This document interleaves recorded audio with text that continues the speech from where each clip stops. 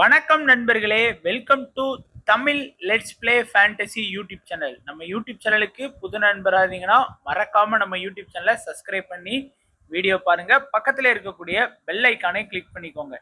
இன்னைக்கு நம்ம என்ன மேட்சுக்கான ப்ரெடிக்ஷன் பார்க்க போறோம் அப்படின்னா, எம்ஐ வெர்சஸ் ஜிடி ஐபிஎல்ல 56வது மேட்சுக்கான ப்ரெடிக்ஷன் பார்க்க போறோம். இந்த மேட்ச் வந்து செவ்வாய்க்கிழமை நமக்கு இரவு 7:30 மணிக்கு இந்த மேட்ச் வந்து ஆரம்பிக்குது. மும்பைல இருக்கக்கூடிய வான்கடே ஸ்டேடியம்ல தான் இந்த மேட்ச் வந்து நமக்கு வந்து நடக்குது. ஸோ இந்த மேட்ச் வந்து ரொம்ப முக்கியமான மேட்சா வந்து பாத்தீங்கன்னா கண்டிப்பா இருக்கும். டேபிள்ல டாப் 4 இருக்கக்கூடிய டீம் முதல்ல 2 இடம் பிடிக்கிறதுக்கு வாய்ப்புள்ள ஒரு மேட்சா இருக்கும். அண்ட் நம்மளுடைய டெலகிராம் சேனல்ல ஜாயின் பண்ணிக்கோங்க. முக்கியமான அப்டேட் பிளஸ் ஃபைனல் டைம் எல்லாமே நம்மளுடைய டெலகிராம் சேனல்ல உங்களுக்காகவே ஃப்ரீயா கொடுத்துட்டு இருக்கோம். ஸோ மறக்காம ஜாயின் பண்ணி சப்போர்ட் பண்ணுங்க. லிங்க் வந்து டிஸ்கிரிப்ஷன் பாக்ஸ்ல இருக்கு. ஸோ டெலகிராம்ல ஜாயின் பண்ணதுக்கு அப்புறம் நம்மளுடைய எக்ஸ்11 ஆப்லயும் நீங்க ஜாயின் பண்ணிக்கோங்க. லிங்க் டிஸ்கிரிப்ஷன் பாக்ஸ்ல இருக்கு. நம்ம சேனல் சார்பா இன்வெஸ்ட்மெண்ட் லீடர் போலாம் சூப்பரா கொடுத்துட்டு இருக்கோம். ஸோ நல்லாவே போயிட்டு இருக்கு இது வரைக்கும். ஸோ ஆல்ரெடி பிளே பண்றவங்க கண்டினியூவா நீங்க பிளே பண்ணுங்க, உங்களுக்கு ரொம்பவே யூஸ்ஃபுல்லா இருக்கும். அண்ட் இதுல வந்து பாத்தீங்கன்னா ஈஸியா வின் பண்ணலாம். உங்களுக்கு வந்து ஜிஎஸ்டி டிடிஎஸ் எல்லாமே ஃப்ரீ, ரியல் பிளேயர்ஸ் தான் விளாடுறாங்க. அண்ட் உங்களுக்கு வந்து முக்கியமா சொல்லலாம் daily free give away contest எல்லாமே வந்து எக்ஸ்11ல போடுறாங்க. அண்ட் நமக்கு வந்து 100% ஜிஎஸ்டி அண்ட் டிடிஎஸ் வந்து ஃபுல் அண்ட் ஃபுல் ஃப்ரீ. சரி, இது பார்த்ததுக்கு அப்புறம் பிச் ரிப்போர்ட். இன்னைக்கு பிச் வந்து பாத்தீங்கன்னா வான்கடே ஸ்டேடியம் தான் நடக்கு. ஸோ இந்த ஸ்டேடியம் பொறுத்த வரைக்கும் நமக்கு ஆஃப் சைடு சரி லெக் சைடும் சரி 63 மீட்டர் தான் போட்டிருக்கிறாங்க. ஸ்ட்ரைட்லயே வந்து பாத்தீங்க அப்படின்னா ஒரு 73 மீட்டர் தான் போட்டிருக்கிறாங்க. ஸோ இதுல இருந்து என்ன தெரியுது அப்படின்னா, உங்களுக்கே தெரியும் பிச்சு வந்து ரொம்பவே சின்ன பிச்சு தான். ஸோ இந்த வான்கடே ஸ்டேடியம் அதே போல பிச்சோட வியூ பாருங்களேன், புல்லு வந்து நல்லா இருக்கு, எந்த ஒரு விரிசலும் இல்லை, பெருசா கிராக்கர்ஸ் வந்து பாத்தீங்கன்னா இந்த பிச்சில் வந்து இல்லைன்னு நமக்கு நல்லாவே தெரியுது. ஆக மொத்தம் இந்த கிரவுண்ட் வந்து பாத்தீங்கன்னா நல்ல பேட்டிங்க்கு சப்போர்ட் பண்ணக்கூடிய ஒரு பிச்சா தாங்க இருக்கும். பேட்ஸ்மேன் வந்து இந்த கிரவுண்ட்ல வந்து நல்லா என்ஜாய் பண்ணி விளையாடக்கூடிய ஒரு பிச்சா தான் இருக்கும். ஸோ பிச் ரிப்போர்ட்டும் அதே போலதான் சொல்லியிருக்கிறாங்க. இங்க பாத்தீங்கன்னா உங்களுக்கே தெரியும். ஸோ பிச் ரிப்போர்ட் பாருங்க, நமக்கு வந்து அதுலேயே தான் ஆஃப் சைடு வந்து பாத்தீங்க அப்படின்னா 63, ஸ்ட்ரைட்ல வந்து 73 மீட்டர் அப்படிங்கிற மாதிரி இருக்கு. போதுமான லெவலுக்கு வந்து பாத்தீங்கன்னா புல்லு வந்து அது கிராஸ்ங்கிறது புல்லு வந்து கவர் பண்ணி இருக்கு அப்படின்னு வந்து சொல்லியிருக்கிறாங்க. அண்ட் இந்த கிரவுண்டு வந்து பார்த்தோம் அப்படின்னா நல்ல பேட்டிங்க்கு சப்போர்ட் பண்ணும். அண்ட் ஸ்பின்னுக்கு வந்து பாத்தீங்கன்னா இங்க பெருசா வேல்யூ கிடையாது நண்பா. ஃபாஸ்ட் பவுலர்ஸோட ஆதிக்கம் தான் இங்க வந்து அதிகமா இருக்கும். நீங்க லாஸ்டா நடந்த ஒரு 5 மேட்ச் ரிசல்ட் இருக்கு, அதை வச்சு நீங்க பாத்தீங்கன்னாலே தெரியும். ஃபாஸ்ட் ஸ்பின்னருக்கான வித்தியாசம் பாருங்க. ஃபாஸ்ட் 10 ஸ்பின்னர் வந்து 2, fast 9 spinner 5, fast 9 spinner 2, fast 4 spinner 2, fast 13 spinner வந்து 4. ஸோ வந்து இந்த கிரவுண்டில் ஃபாஸ்ட் பவுலர்ஸோட ஆதிக்கம் அப்படிங்கிறது உண்மையிலே பயங்கரமா இருக்கும். ஸோ அதனால ஃபாஸ்ட் பவுலருக்கு வந்து நல்லா இம்பார்ட்டன்ட் கொடுத்துக்கோங்க. அண்ட் ஸ்கோரும் வந்து நல்லாவே தான் வரும். ஆனால் டாஸ் வந்து முக்கியம். இந்த மேட்ச் மட்டும் மும்பை டாஸ் வின் பண்ணிட்டாங்க அப்படின்னா கண்டிப்பா மும்பை வின் பண்றதுக்கு அதிகமான வாய்ப்பு இருக்கும். அதுவே இந்த மேட்ச் வந்து டாஸ் வந்து ஜிடி வின் பண்ணாங்க அப்படின்னா மேட்ச் வந்து டஃப் ஃபைட்டா தான் போகும். டோட்டலா நமக்கு வந்து 5 மேட்ச் நடத்தி இருக்கிறாங்க. 5 மேட்ச்ல ஆர்சிபி தான் ஹை ஸ்கோரு, லோ ஸ்கோர் வந்து கேகேஆர் பண்ணியிருக்கிறாங்க. 0ல இருந்து 150க்குள்ள 2 இன்னிங்ஸும், 150 டு 169க்குள்ள 2 இன்னிங்ஸும், 170 டு 89க்குள்ள 2 இன்னிங்ஸும், 190 பிளஸ் வந்து ஒரு 3 இன்னிங்ஸ் வந்து ஸ்கோர் பண்ணியிருக்கிறாங்க. அண்ட் இப்போ நம்மளுடைய ப்ரெடிக்ஷன் பார்க்கலாம். ஸோ எல்லாரும் வந்து கேட்டீங்க வெனியூ ஸ்கோரு, அப்புறம் ஆப்போனண்ட் கூட எப்படி ஆடி இருக்கிறார் அப்படிங்கிற ஸ்கோர் கார்டு வந்து கொடுங்க அப்படின்னீங்க. அதனால நான் எடுத்துட்டு வந்திருக்கேன். நான் லாஸ்ட் வீடியோல சொன்னேன், இது எனக்கு எடுக்கிறதுக்கு 1 நிமிஷம் ஆகாது. ஏன்னா நான் எல்லா டேட்டாவுமே என் செல்லில் ஏற்றி வச்சிருக்கிறேன். அதனால எனக்கு 1 செகண்ட் ஆகாது அதை கொடுக்கறதுக்கு. இருந்தாலும் நீங்க மறுபடியும் சொல்றேன், இந்த ஸ்டாட்ஸ் பார்த்து தான் டீம் போடணும் அப்படின்னு நினைச்சீங்கன்னா கண்டிப்பா உங்களுக்கு வந்து ஃபெயிலியர் ஆகிறதுக்கு நிறைய வாய்ப்பு இருக்கு. ஆனாலும் ஒரு சில பேர் கேட்கறதுனால நான் கொடுத்துருக்கிறேன். அண்ட் இன்னொன்னு என்ன அப்படின்னா, இப்போ அந்த பிளேயர் நல்ல ஃபார்ம்ல ஆடுறாரா? ஏன்னா போன வருஷம் நல்லா விளாண்ட பிளேயர் இந்த வருஷம் ஒன்னும் விளாடாம போவாரு. இந்த வருஷம் நல்லா, போன வருஷம் கேவலமா விளாண்ட பிளேயர் இந்த வருஷம் சூப்பரா ஆடுவாரு இன் ஃபார்ம்ல. அதனால அந்த சீசனுக்கு ஏத்தாப்புல ப்ரெடிக்ட் பண்றது என்னுடைய பாலிசி. அதுக்கு கவனமா, அது உங்களுடைய விருப்பம். சரி, ரோஹித் சர்மா பொறுத்த வரைக்கும் ஓரளவுக்கு வந்து பாத்தீங்க அப்படின்னா ரீசெண்டா ஒரு லாஸ்ட் ஒரு 4 மேட்ச்ல 3 மேட்ச் மட்டும் நல்லா ஸ்கோர் பண்ணியிருக்காரு. ஒரு 76, 70, 53 அப்படின்னு ஸ்கோர் பண்ணியிருக்கிறாரு. அண்ட் ஜிடி கூட பாருங்க வெறும் 22 தான் ஆவரேஜ் வச்சிருக்கிறாரு. இந்த பர்டிகுலர் வான்கடே ஸ்டேடியம்ல ஒரு 34 ஆவரேஜ் வச்சிருக்கிறாரு. அவர் ஜிடி கூட கொஞ்சம் பெருசா ஸ்கோர் பண்ணது கிடையாது. 6 மேட்ச்லயே ஒரு 133 ரன் தான் ஸ்கோர் பண்ணியிருக்கிறாரு. ஸோ ரோஹித் சர்மா கிட்ட இருந்து நீங்க அதிகபட்சம் இன்னைக்கு மேட்ச்ல ஒரு 20 to 30 ரன் வரைக்கும் நீங்க எதிர்பார்க்கலாம். அண்ட் ரிக்லட்டனுக்கு வந்து ஒரு நல்ல விக்கெட் கீப்பர் அப்படிங்கிற ஒரு ஆப்ஷன் இருக்கு. அது போக அவர் வந்து ஜிடி கூட ஒரு மேட்ச் தான் ஆனார். இந்த ஒரு மேட்ச் தான் அவர் ஆடி இருக்கிறாரு. 6 தான் ஸ்கோர் பண்ணியிருக்காரு. ஆனா இந்த வான்கடே பிட்ச்ல வந்து ரிக்லட்டன் வந்து பவர் பிளேலே வந்து பாத்தீங்கன்னா பயங்கரமான ஒரு அக்ரெசிவான ஒரு ஆட்டத்தை ஆடி அவர் வந்து என்ன பண்ணிடுறாரு, ஸ்கோர் பண்ணிடுறாரு. ஸோ வான்கடே பிட்ச்ல உண்மையிலே ரிக்லட்டன் வந்து சூப்பரா ஆடுறாரு. 5 மேட்ச்ல வந்து 48 ஆவரேஜ்ங்கிறது ஒரு சூப்பரான ஆவரேஜ். பிளஸ் அவருக்கு வந்து ஒரு விக்கெட் கீப்பர் ஆப்ஷனும் இருக்கு. போத் இன்னிங்ஸ்லயுமே நல்லா ஆடுவாரு. ஃபர்ஸ்ட் பேட்டிங்னாலும் ரிக்லட்டன் நல்லா ஆடுவாரு, செகண்ட் பேட்டிங்னாலும் ரிக்லட்டன் வந்து நல்லாவே ஸ்கோர் பண்ணி கொடுக்கக்கூடிய ஒரு பிளேயர். அதனால அவரை கண்டிப்பா நீங்க வந்து கன்சிடர் பண்ணுங்க உங்களுடைய டீம்ல. சூர்யாவை வந்து நான் சொல்லணும்னு உங்களுக்கு அவசியமே கிடையாது. அவர் அந்த லெவலுக்கு வந்து ஃபர்ஸ்ட் பேட்டிங்கா இருந்தாலும் சரி, செகண்ட் பேட்டிங்கா இருந்தாலும் சரி, பயங்கரமா வந்து நமக்கு வந்து ஆடி கொடுத்துட்டு இருக்கிறாரு. ஒரு மேட்ச் கூட அவர் வந்து ஃபிளாப்பான ரிசல்ட் அப்படிங்கிறது எடுக்கவே இல்லைங்க. அவருடைய குறைஞ்சபட்ச ஸ்கோரே எஸ்ஆர்ஹெச் கூட ஒரு 26 ரன் தான். மீதி எல்லா மேட்சுமே தலைவர் வந்து மாஸ் காட்டுறாரு. அது குறிப்பா ஜிடி கூட பாருங்களேன், 62 ஆவரேஜ் வச்சிருக்கிறாரு. இந்த வெனியூல 41. ஸோ சூர்யாவை பத்தி நான் சொல்லணும்னு இல்லை, நீங்க இந்த ஸ்டாட்ஸ் ரெக்கார்ட்லாம் பாக்குறவங்க எல்லாருக்குமே தெரிஞ்சிருக்கும். அண்ட் திலக் வர்மாவும் எனக்கு தெரிஞ்ச நல்ல பிளேயர் தான். அவர் லாஸ்ட் ஒரு சில மேட்ச் அவருக்கு பேட்டிங் வாய்ப்பு அப்படிங்கிறது சரியா இல்லை. ஏன்னா நமக்கு தெரியும் எம்ஐ தோத்துட்டு இருந்தாங்க. ஒரு 4-5 மேட்சை தோக்கும் போதெல்லாம் திலக் வர்மா நல்லா ஆடினாரு. இந்த டிசில இருந்து தான் எம்ஐயோட வின்னிங்கே ஆரம்பிச்சுது, வின் பண்ணாங்க. அதுக்கப்புறம் வந்து எம்ஐ வந்து தோக்குற மேட்ச்ல தான் திலக் வர்மா நல்லா பெர்ஃபார்ம் பண்றாரு. காரணம் என்ன அப்படின்னா, எம்ஐ வின் பண்றாங்க அப்படின்னாலே Rohit Sharma, Rickelton, Surya, Hardik, will Jacks இவங்களுக்கு அப்புறம் தான் திலக் வர வேண்டிய ஒரு கட்டாயம் ஏற்படுது. பேட்டிங் பொசிஷன் வந்து சரியா கிடைக்க மாட்டேங்குது. அதுதான் திலக்கோட மைனஸை நான் பாக்குறேன். அண்ட் அவர் ஜிடி கூடயும் 26 வச்சிருக்கிறாரு ஆவரேஜ். அண்ட் இந்த வெனியூலயும் ஒரு 32 வச்சிருக்கிறாரு. கண்டிப்பா அவருக்கான சரியான பேட்டிங் வாய்ப்பு கிடைச்சா நீங்க 30+ ரன் வரைக்கும் நீங்க வந்து கண்டிப்பா நீங்க வந்து திலக்கு கிட்ட இருந்து எதிர்பார்க்கலாம்ங்கிறது என்னுடைய கருத்து. அடுத்து நமந்தீர். திலக்குக்கே பேட்டிங் கிடைக்கல, அப்புறம் எப்படி நமந்தீருக்கு கிடைக்கும்? ஸோ நமந்தீர் மாதிரியான பிளேயர்ஸ் எல்லாம் வந்து நீங்க வந்து கிராண்ட் லீக்ல மட்டும்தாங்க கன்சிடர் பண்ண முடியும். ஸ்மால் லீக்ல நினைச்சு கூட பார்க்க தேவையில்லை. ஏன்னா யாருமே ட்ரை பண்ண மாட்டாங்க. ஸோ 10 டீம் போடுறீங்களா, நமந்தீரை வந்து 1 or 2 டீம்ல வந்து ட்ரை பண்ணுங்க. ஒரு டீம் அல்லது 2 டீம்ல ட்ரை பண்ணுங்க. குறிப்பா நமந்தீர் வந்து பேட்டிங் ஃபர்ஸ்ட் வந்தாரு அப்படின்னா கண்டிப்பா உங்களுடைய டீம்ல வந்து நீங்க கன்சிடர் பண்ணி பார்க்கலாம். அண்ட் செகண்டா அதே போல ஜிடி கூடயும் அவர் வெனியூலையும் நல்லா ஆடி இருக்காரு, ஜிடி கூட நல்லா தான் ஆடி இருக்கிறாரு. ஸோ கன்சிடர் பண்ணுங்க. ஹர்திக் பாண்டியா ஒரு முக்கியமான all rounder. First bowl, second bat அப்படின்னா ஹர்திக் பாண்டியாவை பிடிக்கவே முடியாது. பட் இருந்தாலும் ஹர்திக் பாண்டியா வந்து நல்ல ஒரு ஆல்ரவுண்டர். ஆனா நான் வந்து சொல்லிக்கிறது, ஹர்திக் பாண்டியா ரீசெண்ட் டைம்ஸ்ல பெருசா பவுலிங் பண்ணல. லாஸ்ட் அவங்க டீம் எப்போ ஜெயிக்க ஆரம்பிச்சதோ இந்த டிசி மேட்ச்ல இருந்து அதுக்கு முன்னாடி வரைக்கும் ஹர்திக் பாண்டியா நல்லாவே பவுலிங் பண்ணிட்டு தான் இருந்தாரு. அவங்க டீம் ஜெயிக்க ஆரம்பிச்சதுல இருந்து அவர் வந்து பெருசா ஓவர் பவுல் பண்ணல. காரணம் வந்து மற்ற பவுலர்ஸை நம்பி அவங்களுக்கு வந்து ஓவர் கொடுக்க ஆரம்பிச்சிட்டாரு. Trent Boult 4 over, Bumrah 4 over, நம்மளுடைய தீபக் சகார் அவருடைய 4 ஓவர் பவுல் பண்றாரு. பிளஸ் கரண் சர்மா, போஷ் அப்படிங்கிற அவங்க பவுல் பண்றாங்க. ஸோ ஒரு வில் ஜாக் 6வது ஆப்ஷன்ல வர்றாரு. 7வது ஆப்ஷன்ல தான் இவர் இருக்கிறாரு. ஸோ ஒன்லி பேட்டிங் ஆப்ஷன் மட்டும் இருக்கு. பிளஸ் பவுலிங்கும் ஒரு சில ஓவர் பவுல் பண்றதுனால நீங்க ஹர்திக் பாண்டியாவை மிஸ் பண்ண முடியாது. கண்டிப்பா நீங்க எடுத்தாகணும். அண்ட் ஜிடி கூட 2 மேட்ச் ஆடி 22 ரன் தான் ஸ்கோர் பண்ணியிருக்கிறாரு. ஒரு மேட்சுக்கு 11 ரன் பிளஸ் 2 விக்கெட், ஒரு விக்கெட் எடுத்துறாரு. அதான் நான் சொன்னேன், ஹர்திக் பாண்டியா அப்போ ஒரு விக்கெட்டுக்கு 30 பாயிண்ட், ஒரு 11 ரன் அடிச்சாருன்னா கூட 40-50 ஃபேண்டசி பாயிண்ட் வந்துடும். அதனால கண்டிப்பா ஹர்திக் பாண்டியாவை ட்ரை பண்ணுங்க.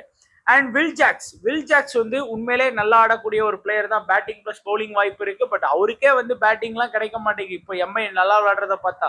அண்ட் ஜிடி கூட அவர் வந்து 2 மேட்ச் ஆடி 101 ரன் ஸ்கோர் பண்ணியிருக்கிறாரு. ஜிடி கூட பயங்கரமான ஒரு ஃபார்ம்ல ஆடிட்டு இருக்கிறாரு.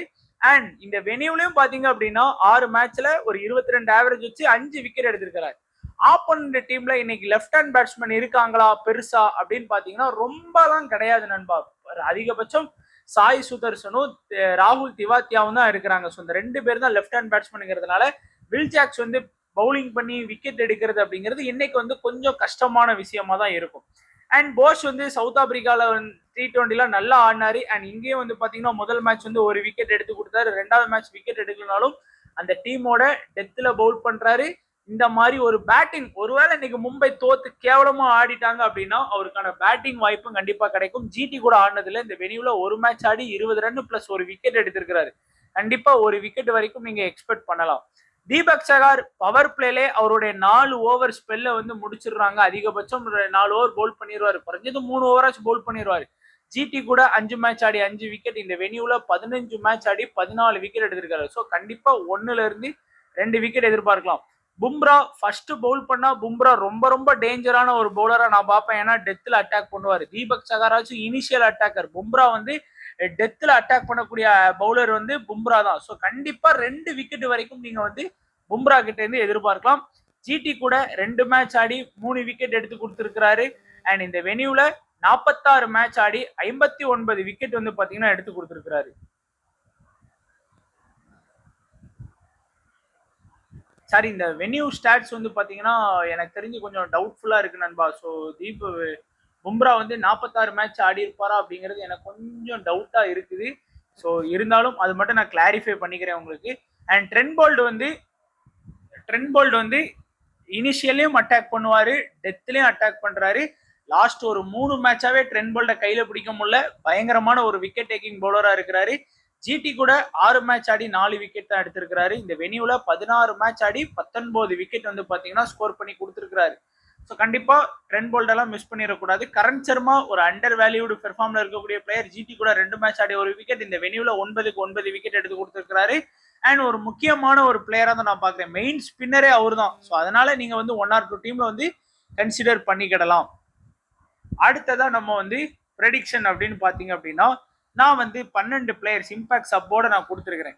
இன்னைக்கு மேட்ச்ல மினிமம் ஒரு நல்ல ட்ரீம் டீம்ல வர்றதுக்கான வாய்ப்பு இருக்கிறது வந்து பாத்தீங்கன்னா ரிக்லட்டனு, சூர்யா, வில் ஜாக்ஸ், ஹர்திக் பாண்டியா, அதுக்கப்புறம் வந்து தீபக் சகார், ட்ரெண்ட் போல்ட், பும்ரா. இந்த உங்களுக்கு கரண் சர்மா வந்து ஒரு லோ பெர்சன்டேஜ்ல இருக்கக்கூடிய நல்ல பிளேயர். நமந்தீர், இவங்க 2 பேருமே லோ பெர்சன்டேஜ்ல இருக்கக்கூடிய பிளேயர்ஸ். அண்ட் ரோஹித் சர்மா ஒன்னு ஹிட் இல்லைன்னா மிஸ், இந்த மாதிரி ஆடக்கூடிய ஒரு பிளேயரா தாங்க நான் பாக்குறேன். ஸோ அதுக்கு ஏத்தாப்ப நீங்களும் டீம் செட் பண்ணிக்கோங்க. அண்ட் சாய் சுதர்சனை பத்தி நான் பேசணும்னே அவசியம் இல்லை. எல்லா மேட்சுமே பாத்தீங்க அப்படின்னா போட்டு பொழந்துட்டாரு. இந்த எஸ்ஆர்ஹெச் கூட மட்டும்தான் ஒரு ஃபிளாப்பான ரிசல்ட். அது போக இந்த எம்ஐ கூட பாருங்க 41 ஆவரேஜ் வச்சிருக்கிறாரு. ஆனா இந்த வெனியூல வந்து 1 ரன் தான் வச்சிருக்கிறாரு. ஏதோ அவுட் ஆகி போயிருக்காரு. ஆனா எனக்கு தெரிஞ்சு இன்னைக்கு வந்து சாய் சுதர்சன் கிட்ட ஒரு 30+ ரன் நம்ம எதிர்பார்க்கலாம். பட் இன்னைக்கு வந்து எனக்கு தெரிஞ்சு கண்டிப்பா பும்ராவை வந்து இனிஷியல்ல தூக்கிட்டு வந்துருவாங்க. எப்படி ஹெட்டும் அபிஷேக் சர்மா விளையாடும் போது பும்ராவை தூக்கிட்டு வந்து அவங்களை காலி பண்ணாங்களோ, ஐ மீன் நல்லா போலிங் பண்ணிட்டாங்க இன்னைக்கு மேட்ச்ல மற்ற பவுலர்ஸ். அதனால அந்த வாய்ப்பு இருக்கு. ஸோ மும்பை அவங்களுடைய பவுலிங் ஸ்ட்ராட்டஜியே வேற. அதனால சாய் சுதர்சனால ஒரு 30+ ரன் வரைக்கும் ஸ்கோர் பண்றதுக்கு வாய்ப்பு இருக்கு. கில்லும் பாத்தீங்க அப்படின்னா இந்த வெனியூல ரொம்ப புவரா ஆடி இருக்கிறாரு. வெறும் 8 தாங்க ஆவரேஜ் வச்சிருக்கிறாரு. அதுவும் 9 மேட்ச் ஆடி 8 ஆவரேஜ்ங்கும் போது நம்ம கொஞ்சம் நோட் பண்ணணும். அண்ட் நம்மளுடைய எம்ஐ கூடயும் ஒரு 36 அப்படிங்கிற ஒரு டீசென்டான ஆவரேஜ் வச்சிருக்கிறாரு. பட் நல்ல ஃபார்ம்ல இருக்காரு. லாஸ்ட் 3 மேட்சா பாருங்க, கேகேஆர் கூட 90, ஆர்ஆர் கூட 84, எஸ்ஆர்ஹெச் கூட 76ன்னு சொல்லி செம்ம ஃபார்ம்ல இருக்கிறாரு. ஸோ ரிஸ்க் எடுக்கிறவங்களுக்கு ஒரு வாய்ப்பு. இன்னைக்கு தொடர்ந்து ஒரு சில பிளேயர் வந்து 4 மேட்ச் 5 மேட்ச் ஆனது கிடையாது. ஸோ அந்த காரணத்தினால ரிஸ்க் எடுக்கிறவங்க வந்து கண்டிப்பா டிராப் பண்ணி பார்க்கலாம். அது உங்களுடைய பர்சனல் ரிஸ்க். காரணம் இந்த வெனியூல அவர் நல்லா விளையாடலாம், அதனால நான் ரிஸ்க் எடுக்க சொல்றேன். இல்லைன்னா கண்டிப்பா ஆனா பட்லரு, கில்லு, சுதர்ஸ், நம்ம சாய், இந்த 3 பேரை ரிஸ்க் எடுக்காதீங்க. அதுதான் நல்லது.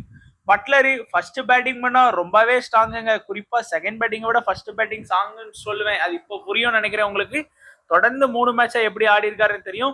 அண்ட் எம்ஐ கூட பாருங்க, அவருடைய ஆவரேஜ் பாருங்க, 57 ஆவரேஜ் வச்சிருக்காரு. இந்த வெனியூல ஒரு 31 வச்சிருக்காரு. இவரை போய் எப்படி எடுக்காதீங்க அப்படின்னு சொல்லுவேன். அண்ட் இந்த 3 பிளேயர் தாங்க. பிறகு சாய், நம்மளுடைய ஷாருக் கானு, இந்த ராகுல் திவாத்தியா, அதுக்காக இவங்க 2 பேரும் எதுக்குன்னே தெரியல.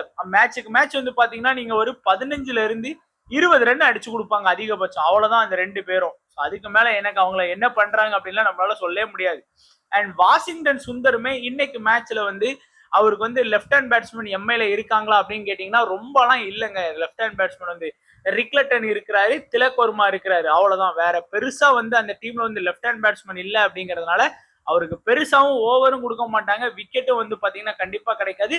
பட் வாஷிங்டன் வந்து பேட்டிங்கும் பண்ணிடுறாரு, பவுலிங்கும் பண்ணிடுறாரு. அதை வச்சு எல்லாருமே அவங்களுடைய டீம்ல வந்து செலக்ட் பண்ணுவாங்க. அண்ட் சாய் கிஷோர் ஏன்டா அப்படிங்கிற மாதிரி இருக்கு. இந்த பிளேயர் வந்து நல்ல பிளேயர். முதல்ல பாருங்க, 4 ஓவர் போலிங் பண்ணி 3 விக்கெட், 4 ஓவர் போலிங் பண்ணி 1 விக்கெட், 4 ஓவர் போலிங் பண்ணி 2, 4 ஓவர் போலிங் பண்ணி 2, 2 ஓவர் போலிங் பண்ணி 2, அதோட முடிச்சு விட்டானுங்க. அதுக்கப்புறம் ஓவரே கொடுக்க மாட்டேங்கிறாங்க சாய் கிஷோருக்கு, ஏன்னே தெரியல. ஸோ அது எதுவும் அவங்க மேனேஜ்மெண்ட்டுக்கு தெரியும், நமக்கு தெரியாதுல்ல. பட் நல்ல 4 ஓவர், நான் தான் சொன்னேன் லாஸ்ட் வீடியோல, சாய் கிஷோர் நல்ல பவுலர். அதுக்குன்னு 1 ஓவர் கொடுத்தாருன்னா அவர் வந்து 6 விக்கெட் 2 விக்கெட்லாம் எடுக்க முடியாது. 4 ஓவர் கொடுத்தாங்க அப்படின்னா கண்டிப்பா 1ல இருந்து 2 விக்கெட் எடுப்பாரு. ஸோ ஓவரே கொடுக்க மாட்டேங்கிறாங்க, அது ஒரு பெரிய பிரச்சனையா இருக்கு. சும்மா இசாந்த் சர்மாக்கு வந்து ஒரு 4 ஓவர் கொடுக்குறாங்க, என்ன இதோ. ஸோ பார்ப்போம். அண்ட் எம்ஐ கூட 2 மேட்ச் ஆடி 2 விக்கெட் எடுத்திருக்காரு. இந்த வெனியூல 2 மேட்ச் ஆடி 1 விக்கெட் தான் எடுத்திருக்காரு. காரணம், இந்த வான்கடே பிச்சு ஸ்பின்னுக்கு பெருசா சப்போர்ட் கிடைக்காது. அண்ட் ரஷித் கான் இந்த சீசன்ல ரொம்பலாம் ஒன்றும் பெருசா கம்பேர் டு சாய் கிஷோர் லெவலுக்கு கூட பவுலிங் பண்ணல அப்படின்னு தான் நான் சொல்லுவேன். அண்ட் ஓரளவுக்கு இப்போ லாஸ்டா ஒரு 2-3 மேட்சாவே நல்லா டைட்டாவே பவுலிங் பண்ணிட்டு இருக்கிறாரு. அண்ட் நம்ம பார்த்தோம் அப்படின்னா எம்ஐ கூட 16 மேட்ச் ஆடி 20 விக்கெட் எடுத்திருக்கிறாரு. இந்த வெனியூல 10 மேட்ச் ஆடி 13 விக்கெட் எடுத்திருக்கிறாரு. சாய் கிஷோரா ரஷித் கானான்னு கேட்கும் போது ரஷித் கான் தான். காரணம், அவர் தான் அதிகமா ஓவர் பவுல் பண்றாரு, அந்த காரணத்துக்காக. சிராஜ் அந்த டீமோட இனிஷியல் அட்டாக்கர், குறிப்பா செகண்ட்ல பவுல் பண்ணா சிராஜை இம்பார்ட்டன்ட் கொடுங்க. நான் லாஸ்ட் வீடியோல சொன்னேன், நிறைய பேர் வந்து அவர் வந்து ஃபர்ஸ்ட் பவுல் பண்ணாதானே 3 விக்கெட் 4 விக்கெட்லாம் எடுத்திருக்கிறாரு அப்படின்னு கேட்டீங்க. கிடையாது, அவர் செகண்ட் இன்னிங்ஸ்ல பவுல் பண்ணாதான் மினிமம் 1ல இருந்து 2 விக்கெட் கன்சிஸ்டன்சியா எடுப்பாரு. ஸோ அதனால சிராஜ் வந்து செகண்ட் பவுல் பண்ணா ரொம்ப இம்பார்ட்டன்ட். எம்ஐ கூட 13 மேட்ச் ஆடி 11 விக்கெட் எடுத்திருக்கிறாரு. இந்த வெனியூல 9 மேட்ச்ல 6 விக்கெட் எடுத்திருக்கிறாரு. பிரசித் கிருஷ்ணாவும் செகண்ட் பவுலிங் பண்ணா மஸ்ட் பிக்னு நான் சொல்லுவேன். காரணம், அவரோட ரெக்கார்ட் அந்த மாதிரி தான் இருக்கு. ஃபர்ஸ்ட் பவுல் பண்ணாலும் விக்கெட் எடுப்பார், பட் செகண்ட் பவுல் பண்ணா மஸ்ட் பிக்ங்கிற ரேஞ்சுக்கு வந்து நீங்க ட்ரை பண்ணலாம். இந்த சீசன்ல அவர் வந்து அன்ஸ்டாப்பபிளா இருக்கிறாரு. அண்ட் எம்ஐ கூட 9 மேட்ச் ஆடி 9 விக்கெட் எடுத்திருக்கிறாரு. இந்த வெனியூலயும் 9 மேட்ச் ஆடி 8 விக்கெட் வந்து எடுத்திருக்கிறாரு. அண்ட் அர்ஷத் கான் இன்னைக்கு வர்றதுக்கான வாய்ப்பு இருக்கும். ஏன்னா இசாந்த் சர்மாக்கு லாஸ்ட் மேட்ச் வந்து ஒரு லைட் இன்ஜுரி ஆச்சு. 3 மேட்ச் ஆடி 3 விக்கெட் இந்த வெனியூல எடுத்திருக்கிறாரு. எம்ஐ கூட 1 மேட்ச் ஆடி விக்கெட் எடுக்கல. ஜெரால்டு கோட்ஸி இந்த வெனியூல 5 மேட்ச் ஆடி 6 விக்கெட் எடுத்திருக்கிறாரு. ஏன்னா மும்பைக்கு அவர் ஆடி இருக்கிறாரு இந்த பிச்சில். அதனால ஓரளவுக்கு 1 விக்கெட்ல இருந்து 2 விக்கெட் வரைக்கும் எடுக்கிறதுக்கு வாய்ப்பு இருக்கும். இவர் தான் வந்து பாத்தீங்கன்னா டெத்துல கடைசி ஓவர்லாம் பவுல் பண்றாரு. ஸோ அதுவே ஒரு ஜெரால்டு கோட்ஸிக்கு வந்து ஒரு பெரிய அட்வான்டேஜா இருக்கும் நான் பாக்குறேன்.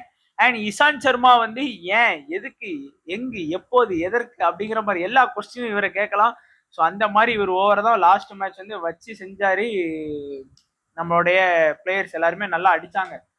அண்ட் இவருடைய ஒரு பிளஸ்ன்னு பாத்தீங்கன்னா இந்த வெனியூல நல்லா விக்கெட் எடுத்திருக்காரு. 7 மேட்ச்ல 8 விக்கெட். எம்ஐ அகேன்ஸ்டாவும் 16 பண்ணார். எக்ஸ்பீரியன்ஸ் இருக்கு, மற்றபடி ஒன்றும் இல்லை. அதுக்கு சாய் கிஷோருக்கு ஓவரை கொடுத்தாங்க அப்படின்னா பொழைச்சாங்க. அண்ட் இங்கேயும் பாத்தீங்க அப்படின்னா நம்ம வந்து 12 பிளேயர்ஸ் எடுத்து வந்திருக்கேன்.